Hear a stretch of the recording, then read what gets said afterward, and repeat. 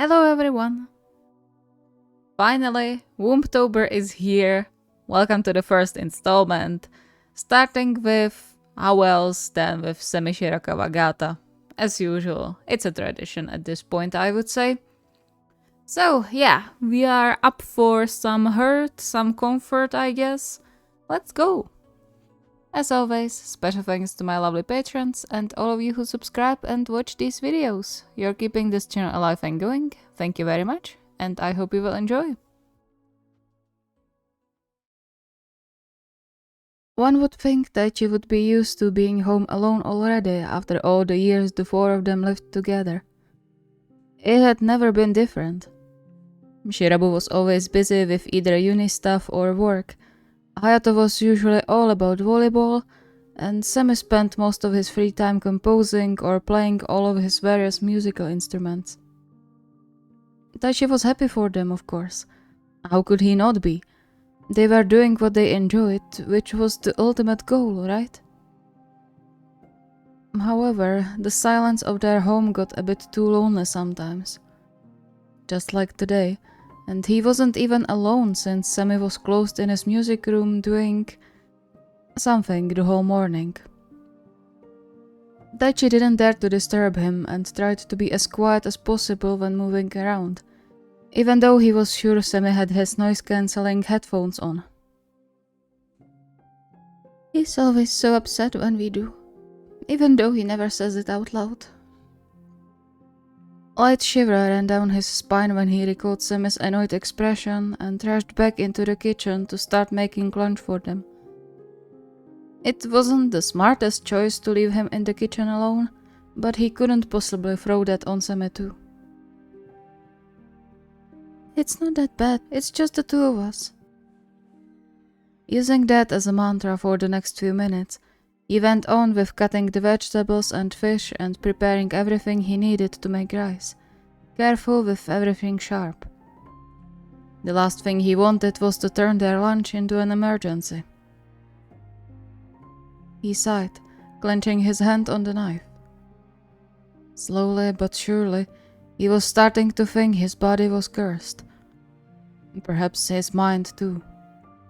How else could he explain the long list of things that always went wrong around him?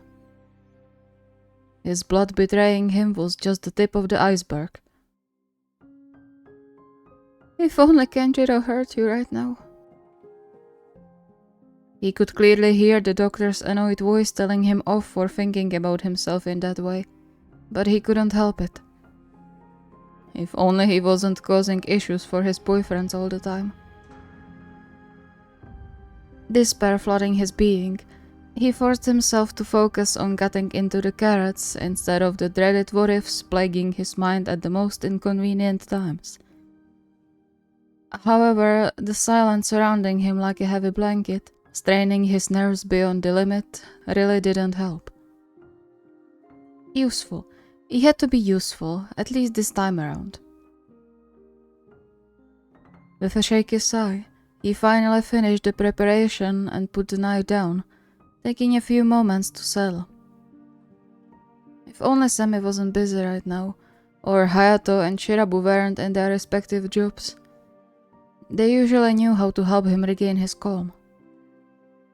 But now, he was alone, left to deal with his issues on his own. It's okay, come on. Worse things happened. Just take a deep breath and it's going to be fine. And so he did, emptying his mind just like Hayato taught him while he filled his lungs with so much needed oxygen. It was fine. His boyfriends weren't ones to hide disdain. If they really had an issue with him being around, they would tell him, right? Right?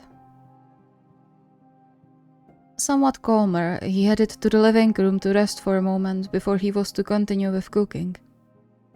To chase away the silence, he turned on the TV, not really concerned about what was on. He just needed some background noise. However, before he even settled down properly, a loud ringing of their little timer startled him. Shit, how did that turn on? He got up abruptly, rushing to stop it despite the sudden lightheadedness. But before he made 2 steps, his foot got caught on something. He didn't even manage to yelp, only put his hands in front of him to hopefully buffer the fall. The sound of shattering glass pierced his ears as his arm went clean through the coffee table, turning the top desk into a layer of shards. The shock was soon followed by a sharp pain throbbing through his arm. With dread constricting his chest, he stared at the formerly beige carpet as it quickly turned dark red with the blood dripping down his forearm from the several long gashes in his skin, some of them in places where even a healthy person shouldn't get cut. Oh shit. With his heart pounding, he tried to put some pressure on the wounds, but it soon became apparent it was useless. He pushed himself to his feet and staggered to the door of Semi's music room, hoping Semi wouldn't be too upset in this situation. Ada, I have a problem. Can you help me?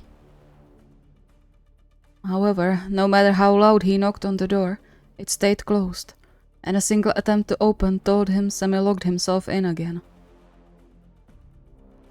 Feeling lightheaded, and with the hot blood still dripping in between his fingers without any hint of stopping, he stumbled back into the kitchen where he left his phone, leaving a wide, bloody trail behind him.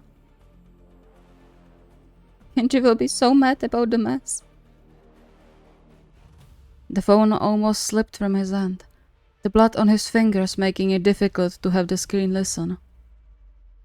Every unsuccessful attempt strangled his breathing more, his heart sending more blood flowing through his veins. Come on, think! Kenji told you what to do, don't panic!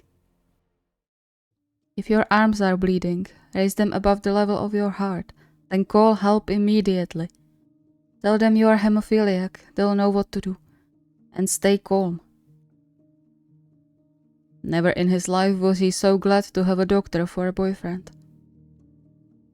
He did as Shirabu advised, tracing bloody splatters all over the kitchen counters too, and then, finally, managed to dial the emergency number. His hands trembled the whole time, and while the phone operator promised him the ambulance would be there in just a minute, he couldn't help but wonder how ironic it would be to bleed out on the floor of their flat.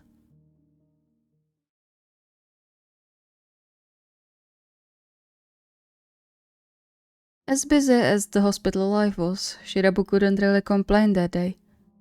They didn't get a single difficult case hit, and he only had a few more hours to go before he could go home and rest for the next 2 days. He really wished for nothing more. After the mess that was the last week when he couldn't even stop to breathe, having a whole day to sleep and snuggle to his boyfriends, whoever was home at that moment, sounded like a true heaven. He cursorily greeted his fellow doctor he knew from university as he made his way back from the checkup, his head already on his next patient when a call of his name stopped him in his tracks. What? I said you should head to the emergency room. They want you there. Me? I'm not on emergency duty today. Yeah, I know, but apparently they have some pretty serious case there and want to talk to you because the ambulance came from the complex you live in. It only took Shirabu's mind a split second to make the connection. His blood running cold, he ran through the hospital to the emergency section while he dug in his pocket for his phone, dread pooling in his stomach. Perhaps it was evil to pray the ambulance went to their apartment complex for one of their neighbors, but right now, the only thing on his mind was the prayer for his boyfriends to be alright. The line beeped several times before the usual greeting took some of the fear away. Hey, aren't you at work? I thought you can't use your phone during shift. It's an emergency. Are you okay? Yeah? I'm on the way home. Why? Someone called ambulance to our building and now they want me in the emergency room. Ah, shit. What about others? No idea.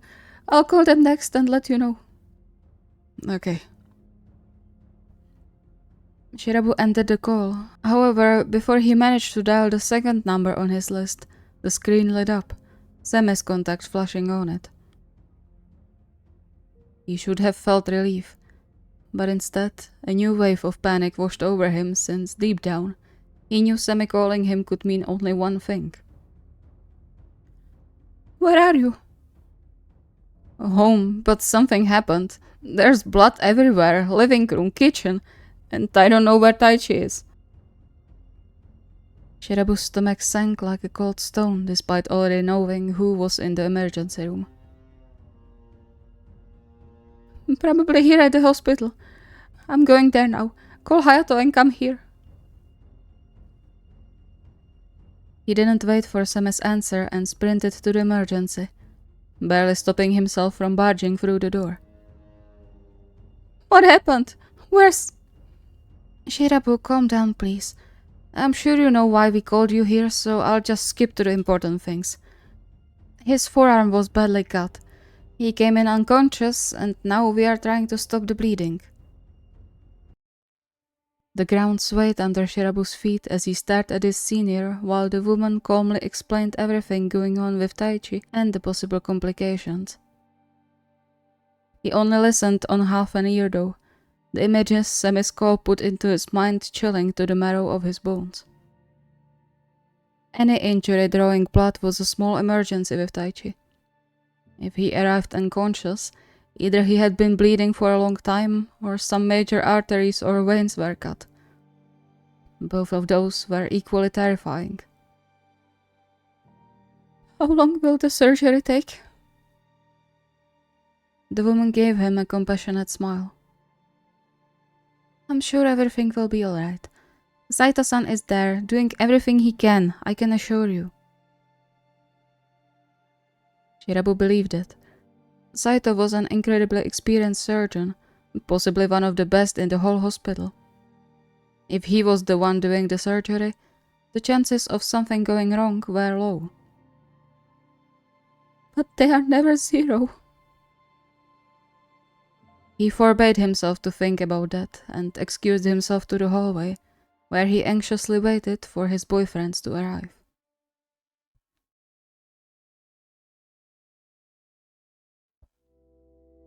The wait was one of the most excruciating Semi had ever been through. The whole time they sat in front of the operating theater, waiting and praying for the surgery to be successful, and even now when they were finally allowed into Taichi's room, he was being eaten alive by guilt, the bloody image that opened in front of him when he went to the bathroom haunting him whenever he just closed his eyes. He was at home when it happened. He was right there, separated from Taichi only by a wall. How could he not hear Taichi get injured? How could he miss there was an ambulance called to their door? How could he leave his boyfriend almost bleed out without help? Shirabu and Hayato tried to convince him it wasn't his fault and that he couldn't know something would happen when he put his headphones on, but it didn't work. Anytime he glanced at Taichi's unmoving form, on his barely rising chest and pale complexion, he felt the guilt hitting him again. He just hoped he would get a chance to at least apologize. Even if Taichi never forgave him, as long as he woke up and lived on, he would be content. Hey, don't take it so much to heart. Semi chuckled humorlessly. And how am I supposed to take it? You didn't see what we have at home now. You weren't there when it happened. I was right there. I bet he tried to get my attention but couldn't. I'm sorry. Hato squeezed his shoulder, his face mirroring the same anguish Semi felt. Yet he couldn't see any signs of anger or accusation in his eyes. You didn't do that on purpose. It wasn't your fault. Yeah, Taichi will tell you the same when he wakes up. If he wakes up. Oh, come on. Tai would never give up so easily. He turned to Taichi's still form, his face and voice softening. Right? Taichi's eyelids fluttered a bit at that, almost as if he heard Hayato speak. They waited, but there was no other movement. Still, it was a sign things were improving. Hopefully. Thank you so much for watching. I hope you enjoyed. I feel like Kawagata and SemiShira have the theme of blood going on for them in the last year or so, I suppose. But hey, it's not my fault the prompt was chosen, and it's not my fault it fits the storyline. So yeah, you can expect something along those lines for the remaining parts of Whumptober, and I hope you are looking forward to it. If you have any requests or ideas, the request form is linked in the video description. See you next time!